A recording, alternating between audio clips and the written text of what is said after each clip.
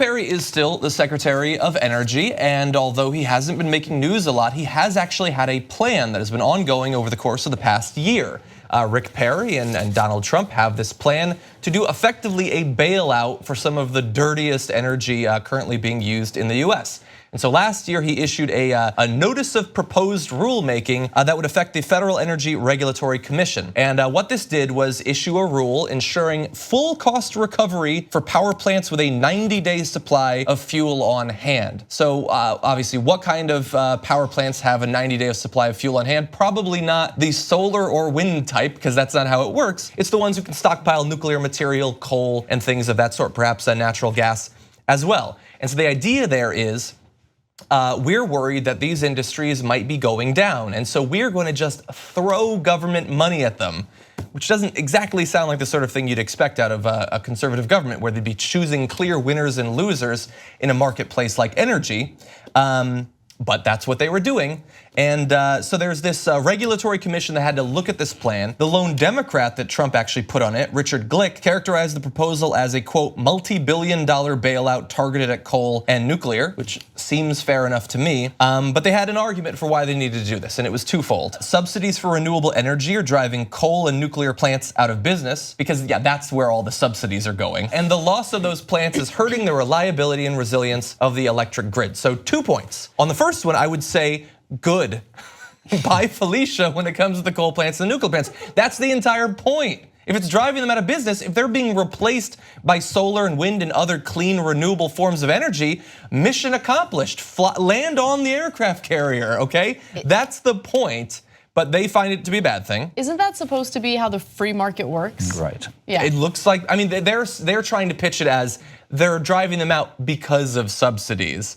But we know where subsidies are going. They're going to oil and things like that. They're going to nuclear. Yes. Now, in any event, so they also have the other part. They're saying, well, we can't allow them to go out of business because we need a certain level of reliability of the electrical grid. And if conservatives have one belief about renewable energy, it's that you can't rely on the sun or the wind. Personally, I think the sun's pretty reliable. I have occasionally bet on whether it would rise in the morning. It seems to every day. But they think you need coal and nuclear. But unfortunately for them, there was an analysis of how different forms of energy, different sorts of power plants are or are not reliable. They want you to believe coal and nuclear are the way to go, that you just bet on coal, but that's not the way that the actual analysis worked out. In that it was said, coal and nuclear generators face resilience challenges of their own, as has been well documented. Many coal and nuclear plants with significant on-site fuel supplies have failed to function during extreme weather events because those fuel supplies froze, flooded, or were otherwise unavailable. We saw that in Texas actually just a few months ago. In fact, initial reports indicate that coal-fired facilities accounted for nearly half of all forced outages in PJM, that's 13 states basically along the East Coast, during last year's period of extreme temperatures. And they have similar things for nuclear as well. And so if you were actually worried about the resiliency and reliability of the energy grid, you would not be going with something with a demonstrated track record of not holding up when you need it most, which it would be coal and in some cases nuclear. At those times, that's when you need reliable, and this is unreliable. And this is coming from the same people. And Rick Perry, his whole life, was talked about as a governor, free market, just as you were saying, this isn't the free market. And these are people who've been opponents to of affirmative action in all its forms. And this is affirmative action for coal and nuclear, and now they like it because we know who lines their pockets, and we know that this president ran and said in front of multiple audiences, I'm big on coal, I'm a coal guy, and this was him trying to get it. But it turns out, thank goodness for regulatory commissions, because even though he appointed them, they said, well, this is ridiculous. And it's more of an affront to Rick Perry than it is to the president.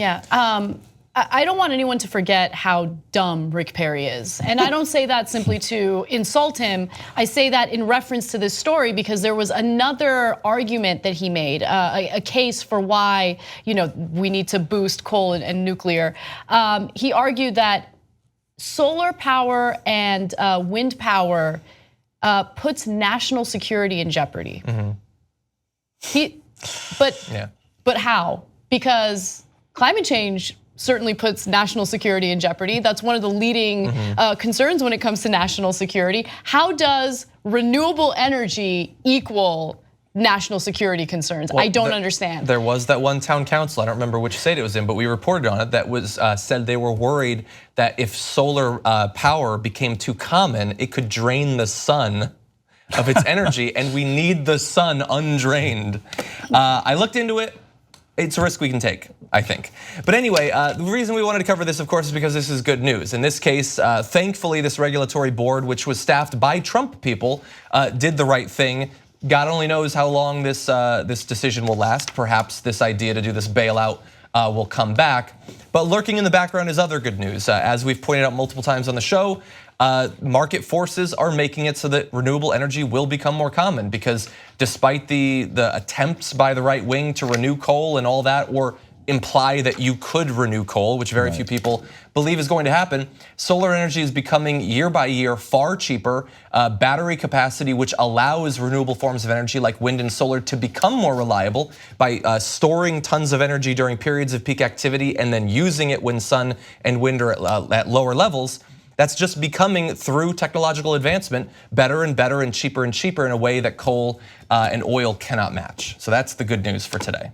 If you want to get the whole Young Turks show every single day, become a member, tytnetwork.com/join. And once you do, you'll be saying, you know, I'm like a smart person. Or you might say, I think it's weird. Or you might say, oops. No, that won't be that one. It won't be that one. It'll be great, trust me. tytnetwork.com/join.